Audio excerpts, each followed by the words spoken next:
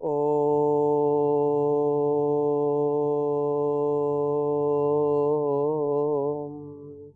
सहनाववतु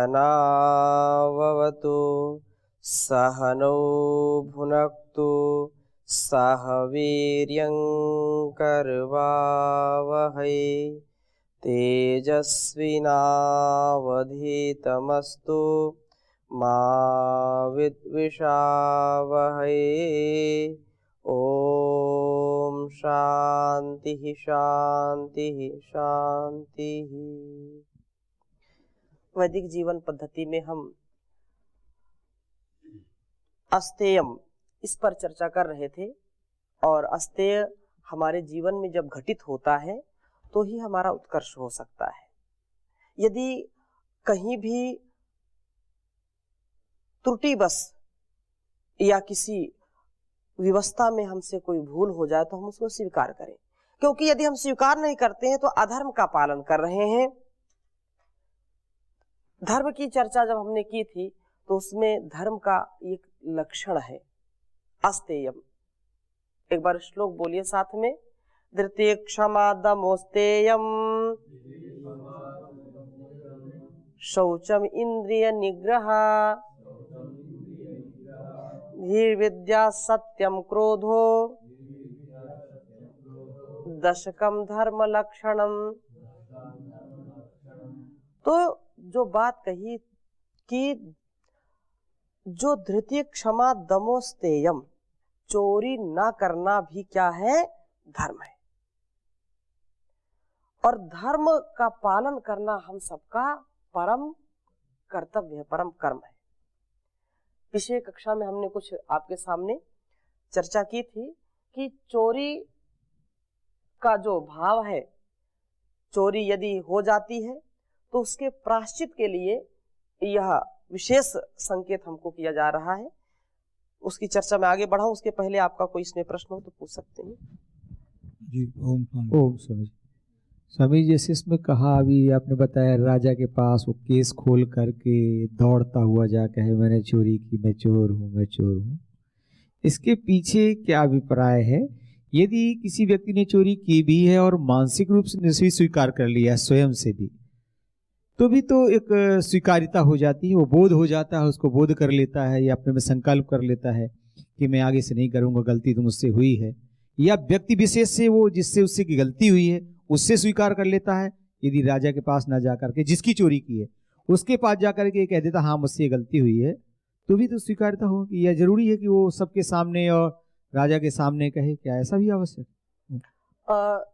इसमें बिल्कुल ठीक कह रहे हैं, परंतु इसमें बात यह है कि वह यदि सबके सामने स्वीकार करता है तो इससे क्या होता है कि वह दोबारा उसको ना करे, इसके लिए कटिबद्ध होने का एक यह उपाय है कि भाई सबके सामने मैंने स्वीकार किया है, ये गलती मेरे से दोबारा ना हो।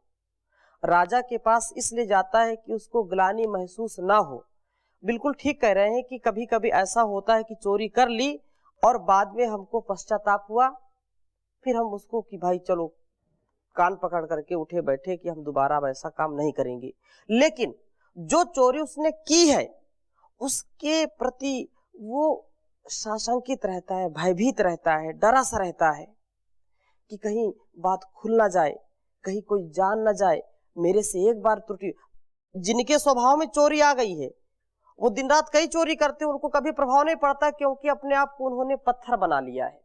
लेकिन एक जो ईमानदार व्यक्ति है, जो बहुत ही निर्मल स्वभाव जिसका है, बहुत ही अंतःकरण जिसका शुचिता पूर्ण है, और उसने जरा सा भी चोरी की या जरा सा झूठ बोल दिया, तो जब तक वह सत्य का जो है आचरण नहीं करता अथवा जब तक गलती स्वीकार नहीं करता सबके बीच में, वह डरा सा रहता है, भयभीत रहता है। इसलिए जब उसने सारी बात, जो राजा है, जो मालिक है राज्य का, उसको उसने सारी बात बता दी तो उसको कोई भय रह नहीं जाता। कोई दूसरा व्यक्ति जाकर के यदि उनको बताता है कि ये तो चोर है, इसने अमुक स्थान पर अमुक वस्तु की चोरी कर ली थी, तो भी राजा उसको कभी दंड नहीं देता, दंडित नहीं करता, क्योंकि उसने पहले ही राजा के सामने स्वीकृति दे दी है। जैसे अपने राष्ट्र का जो कानून है, जो संविधान है, यदि मेरे से कभी त्रुटि हो गई है जो कार्य नहीं करना चाहिए था या चोरी कर ली है, और उसको मैंने केवल एक व्यक्ति से बताया और उसको देख लेने वालों ने 2-3 ने देख लिया था और वो बात धीरे धीरे फैल गई। मैंने तो उसी दिन से चोरी करना छोड़ दिया था और बहुत ही अंतःकरण से शुचिता पूर्वक व्यवहार करने लगा, लेकिन कालांतर में उन लोगों ने जाकर के उस बात को चोरी किसी दूसरे ने की और उसका जो है आरोप उसके ऊपर लग जाता है कि ये चोर है और इसने ऐसा ऐसा किया था। तो फिर राजा जब उसको दंड देता है या न्यायाधीश दंड देता है तो फिर उसको बड़ी ग्लानि महसूस होती है। उस समय यदि उसने गलती स्वीकार कर ली तो चाहे राजा हो या न्यायाधीश हो, उसकी गलती को क्षमा कर सकता है, उसके जो है दंड को कम कर सकता है।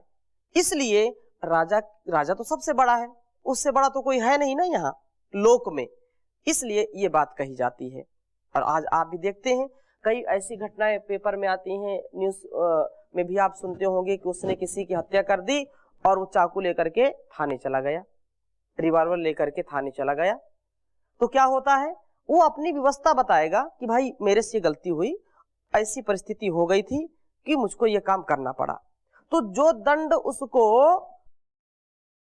उस झूठ को छुपाने के लिए या उस चोरी को छिपाने के लिए बहुत प्रकार से धूल झोंकने का काम यदि करेगा तो उसका दंड बढ़ेगा। और यदि उसने गलती स्वीकार कर ली है, जैसा महर्षि मनु कह रहे हैं कि उसको गलती स्वीकार कर ली है, तो उसका दंड कम हो जाएगी। इतनी सी बात है जी। स्वामी जी जी जो आपने बताया था कि चोरी करके स्वीकार कर लेना चोरी नहीं है, तो छोटे स्तर पर, बड़े स्तर पर, सभी स्तर पर मान लिया जाएगा? चोरी नहीं है का तात्पर्य ये है, जैसे मैं अभी चर्चा कर रहा हूं कि स्वीकार करने से क्या होता है, वो निर्मल हो जाता है, उसका भय दूर हो जाता है, वो हीन भावना से उबर जाता है। यद्यपि उसने की है, जैसे मैंने उदाहरण 2 दिए थे, वहां कोई खाने पीने की चीज रखी है और भूख उसको बहुत तेज लगी है, कोई उपाय भी नहीं है, लेकिन मैंने पहले अपना हिस्सा खा लिया था, अब दूसरे का हिस्सा रखा है, दूसरा व्यक्ति उपस्थित नहीं है और वस्तु उपस्थित है, तो उसको खा लूं मैं, लेकिन जब वो आएगा तो उसको मैं बताऊंगा कि भूख लगी थी और मैंने ये खा ली। वो मालिक उपस्थित नहीं था, उसकी अनुपस्थिति में मैंने वस्तु का प्रयोग किया है, लेकिन आते ही उसको बता दिया, तो वो भी उसको ठीक है, कोई बात नहीं, उतना दोष नहीं है। फिर कई बार ऐसी चीज होती है कि कोई चीज खाने की रखी है, इसमें तर्क भी दे सकते हैं और अच्छा है कि कोई भोजन बहुत स्वादिष्ट बनाया और सबको बराबर मिला, कोई व्यक्ति नहीं आया और वो भोजन कोई भूखा है और उसको उतना ही खाना है, यदि भोजन रखते हैं तो खराब हो जाएगा। तो ऐसी स्थिति में क्या किया जाए, तो ऐसी स्थिति में उसका प्रयोग तो कर लेना चाहिए विवेक पूर्वक। इतनी सी बात है। हाँ, बड़े स्तर की जहां बात है तो वहां बड़े स्तर पर, राष्ट्रीय स्तर पर वह नहीं चलेगा। हाँ, कोई घोटाला कर दे और बोले तो गलती हो गई, तो घोटाला कर दिया है तो उसके लिए भी महर्षि जो है मनु लिखते हैं, इसकी चर्चा मैं थोड़े से करूंगा, परंतु ये श्लोक, राजा स्तेनेन गंतव्यो मुक्त केशेन धावता आचक्षाणेन तत्स्तेयम एवं कर्मास्मि साधि माम, इसकी थोड़ी सी और चर्चा करते हैं आपके समक्ष। केश खुले होने का तात्पर्य ये है, वो परंपरा रही होगी। अब इसमें आप कह सकते हैं भाई जिसने केस ही नहीं रखे हैं, मुंडन जिसने किया है वो क्या कैसे जाएगा है? क्योंकि इसमें केस का तात्पर्य ये है, यहाँ पर जब हम दुखी होते हैं तो हम केस को संवारते नहीं। माताएं जब विलाप करती हैं तो उनके केस जो होते हैं, पुरुष भी हो सकते हैं या माताएं जो भी, क्योंकि बड़े केस होते हैं इसलिए मैंने उदाहरण दिया, तो उनके केस अस्त व्यस्त हो जाते हैं और वो विलाप जो है जो भी करते हैं, इसलिए केस को कहा। लेकिन ऐसा भी नहीं है कि भाई कई बोल दे मुंडन करा केस ही नहीं तो हम कैसे जाएं। हाँ हाँ, वो कर सकते हैं और ऐसा वो करते थे, जो दंड देते थे तो फिर क्या करते थे, उसका मुंडन कराते और गधे पर बिठा करके पूरे नगर घुमाते, ये एक दंड ये भी है। अस्तु, आगे चलते हैं। तो यहां पर जो बात कही कि चोरी का प्रायश्चित, प्रतीत होता है कि अभी आपकी बात आएगी कि यह उस समय की स्वयं प्रायश्चित करने की परंपरा थी, ठीक है। और चोर जो है चोरी करने के पश्चात यदि स्वयं इसका अनुभव करता है कि यह बुरा कार्य मैंने किया है और पकड़े जाने से पूर्व स्वयं ही उसका प्रायश्चित करना चाहता है, तो उसका यह तरीका है कि सार्वजनिक रूप से अपने आप को चोर कहने पर और अपने आप को चोर के रूप में तथा राजा के सामने प्रदर्शित करने पर बहुत बड़ा प्रायश्चित हो जाता है। हाँ, मैं झूठा हूं, मैं चोर हूं, इसको कहने से ये यद्यपि एक स्थिति में अच्छा है, दूसरी स्थिति में यदि इसको नकारात्मक लेंगे तो फिर उसके भविष्य के लिए खराब है, और सकारात्मकता से लेंगे तो ठीक है, इसका जो है मैंने चोरी की उसका तो दंड मिलना चाहिए। स्वयं इस प्रकार प्रायश्चित करने वाले व्यक्ति द्वारा पुनः अपराध करने की संभावना नहीं रहती है और लोभ भी उसका नहीं बढ़ता। समाज में लोगों के द्वारा यह मान लिया जाता है कि जब इसने स्वयं ही सार्वजनिक रूप से स्वीकार कर लिया है, अपने आप को चोर घोषित करके अपराध को स्वीकार कर लिया है और प्रायश्चित कर रहा है, तो इससे दंड और देने की क्या आवश्यकता है, ठीक है। हाँ, स्वयं उसने दंड ले लिया। इस श्लोक जो का विशेष तात्पर्य यही है और इससे यह ध्वनित होता है कि इस प्रकार प्रायश्चित करने वाले व्यक्ति को राजा को क्षमा कर देना चाहिए। इसके बाद वह व्यक्ति दोष मुक्त मान लिया जाता है। और आगे ये कह रहे हैं, स्कंधेनादाय मुसलम लघुडम वापि खादिरम शक्तिम चोभयस्तक्षणमायसम दंडमेव वा। कह रहे हैं कि चोर को यदि वह गलत करता है तो उसको कैसे कैसे दंड देने चाहिए। अभी भी बहुत जो अरब देश हैं उनमें बहुत कठोर इसका पालन किया जाता है, कठोरता युक्त दंड देते हैं जी।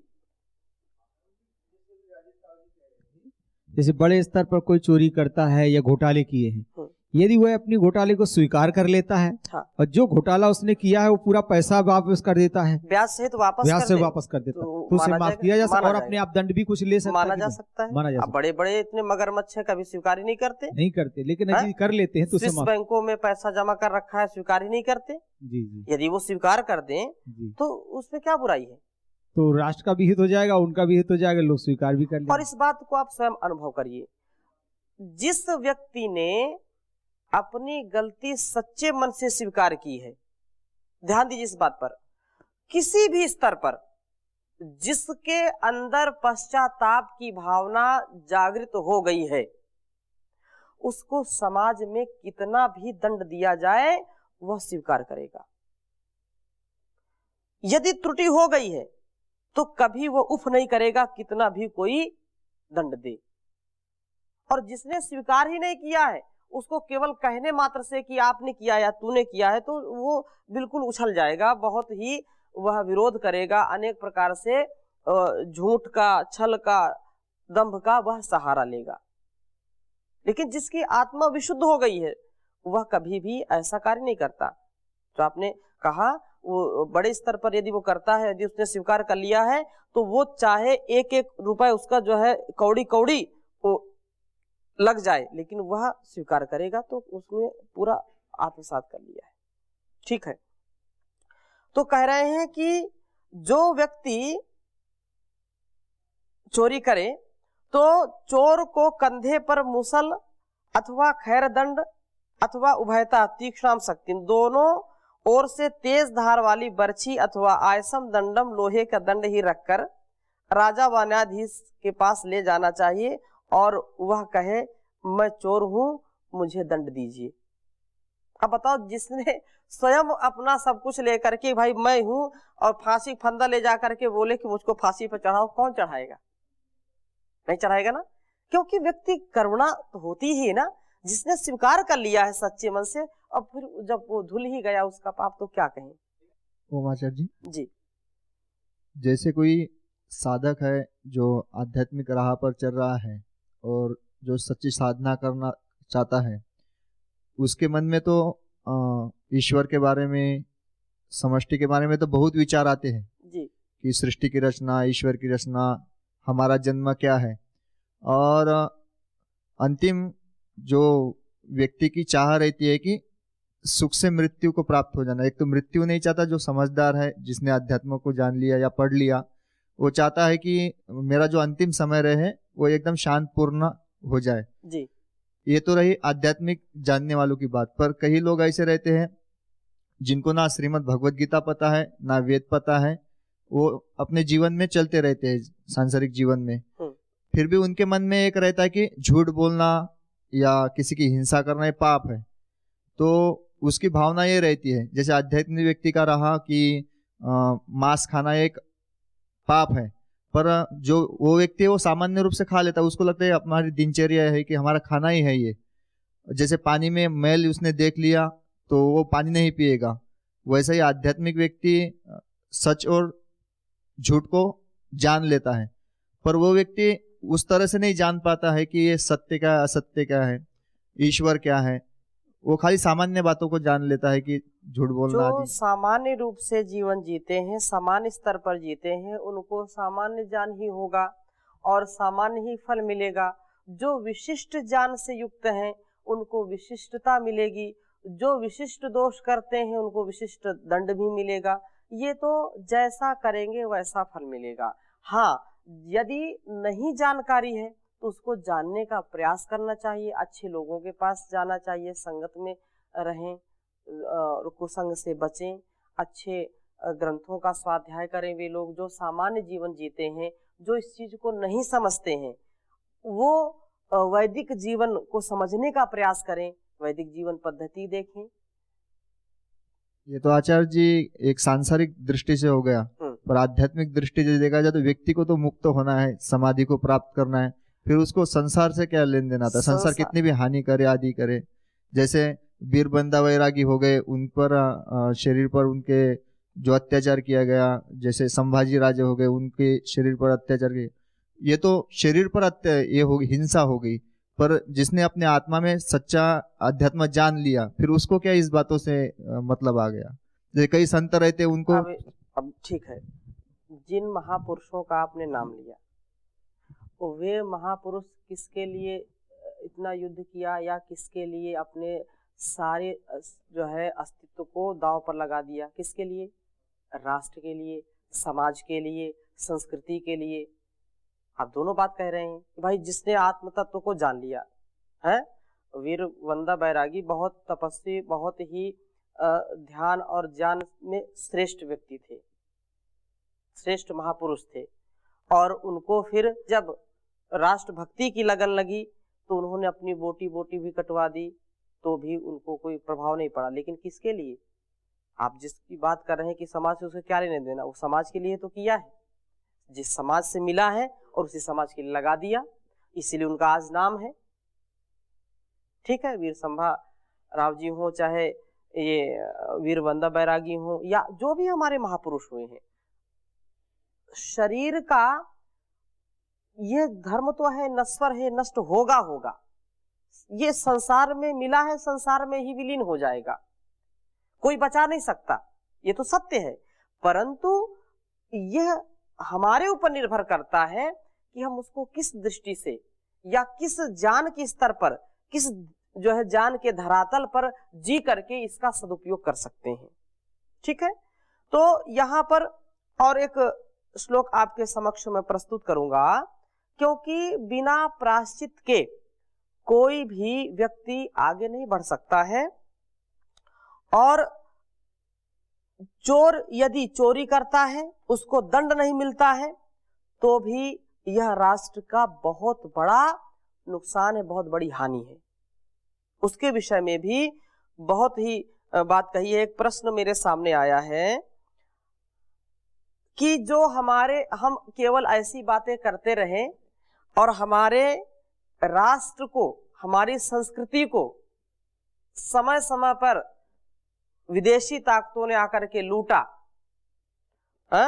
कुछ लोगों के नाम यहाँ पर इन्होंने लिख रखे हैं, और उन लुटेरों के सरदारों को हम आदर्श मानते हैं। तो यह तो सब नहीं मानते, जो लोग मानते हैं उन्हीं के पक्ष के होंगे वो। तो इसलिए जो हमारी राष्ट्र की संस्कृति को, धरोहर को, वही बात मैं आगे कहने जा रहा हूं कि जो लोग राष्ट्र की रक्षा नहीं कर सकते चोरों से, वह राष्ट्र कभी भी उन्नति को प्राप्त नहीं हो सकता है। हम अपनी साधना को करते रहे और जो हमारे राष्ट्र की संस्कृति, धरोहर, अस्मिता, आबरू पर जो हाथ डालना चाहते हैं, यहाँ कितना बड़ा वैभव था, उसको कितना लूटा, फिर भी हमारा वैभव कम नहीं है और न कभी कम होगा। तो ये बात यहां पर कही जा रही कि चोरों से प्रजा की रक्षा श्रेष्ठ कर्तव्य है, कोई भी हो। एक जगह तो इसी में आया कि जो दोष करता है, चाहे माता पिता दोषी हो, जैसे आप उस दिन चर्चा कर रहे थे कि माता पिता यदि असत्य बोलने के लिए विवश करते हैं या चोरी के लिए विवश करते हैं, तो ये माता पिता को भी दंड जो है राजा को देना उचित है। माता पिता यदि दोष करते हैं, आचार्य भी यदि दोष करता है, संसार, परिवार और समाज के लिए जो ऐसे खूंखार आतंकी तैयार करते हैं, वो चाहे किसी भी पद पे हो या किसी भी स्तर का हो, उसको दंड देना सर्वोपरि कार्य है। क्योंकि यदि दंड नहीं मिलेगा तो ऐसे लोग बढ़ते रहेंगे और बढ़ेंगे तो समाज और राष्ट्र धीरे धीरे नष्ट हो जाएगा। तो चोरों से विशेष रक्षा करनी चाहिए और चोरों के निग्रह से राष्ट्र की वृद्धि है। 2 श्लोक ये विशेष यहां पर, जिस राष्ट्र में न्याय व्यवस्था, कानून व्यवस्था नहीं है, वहां पर यह बढ़ते रहते हैं, और जहां का कानून, जहां की न्याय व्यवस्था बहुत उत्तम है, वहां पर यह सारी चीजें नहीं होती हैं।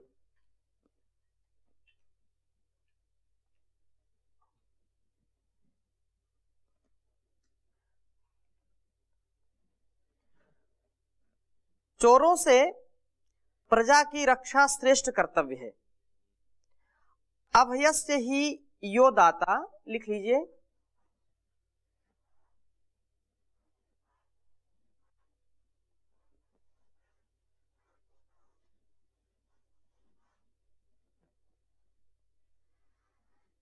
अभयस्य ही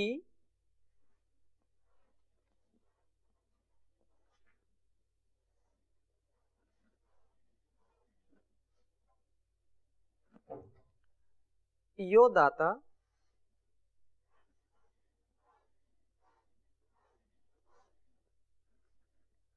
स पूज्यः सततं नृपः।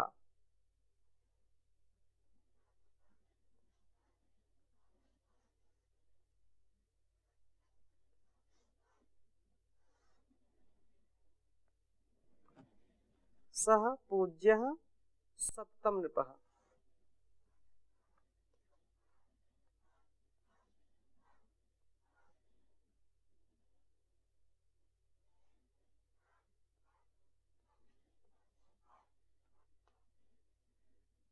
सततं, सततं नृपः। सत्रम ही वर्धते यस्य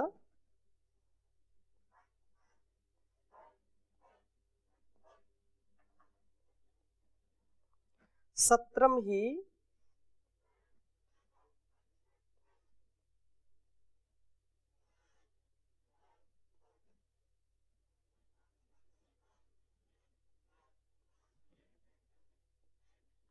वर्धते तस्य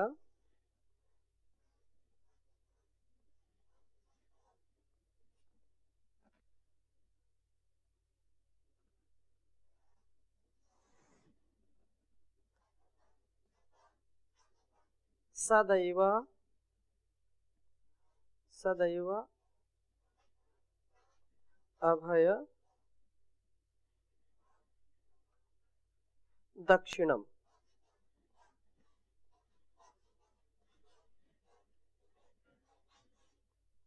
उच्चारण करेंगे एक बार। अभयस्य हि यो दाता सा पूज्यः सततं नृपः सत्रं हि वर्धते तस्य सदैव अभय दक्षिणम। कह रहे हैं कि अभयस्य ही यो दाता, जो राजा नृपः, यह नृपः अभयस्य ही दाता, जो राजा प्रजाओं को अभय प्रदान करने वाला होता है, अर्थात जिस राजा के राज्य में प्रजाओं को चोर आदि से किसी प्रकार का भय नहीं होता। सह सततम पूज्यः, वह राजा सदा ही पूजनीय होता है और वह प्रजा के द्वारा पूजित होता है, उसे सदा आदर मिलता है। तस्य, उसका अभय दक्षिणम सत्रम ही, प्रजा को अभय की दक्षिणा देने वाला यज्ञ रूपी राज्य सदैव वर्धते, सदा बढ़ता ही रहता है, बढ़ता ही जाता है। और इससे जो है चोरों का आक्रांत, उनका जो भय है वह भी धीरे धीरे नष्ट हो जाता है। चोरों के निग्रह से ही राष्ट्र की उन्नति है, बहुत ही राष्ट्र समुन्नत बनता है। परम यत्नम आतिष्ठेत स्तेनानाम निगृहे नृपः स्तेनानाम निग्रह दस्य यशो राष्ट्रम च वर्धते। राजा चोरों को रोकने के लिए परम यत्न आतिष्ठेत, अधिक यत्न करे, क्योंकि स्तेनानाम निग्रह, चोरों पर नियंत्रण करने से इस राजा के राज्य में यश और कीर्ति की वृद्धि होती है, शांति की वृद्धि होती है और समृद्धि की वृद्धि होती है।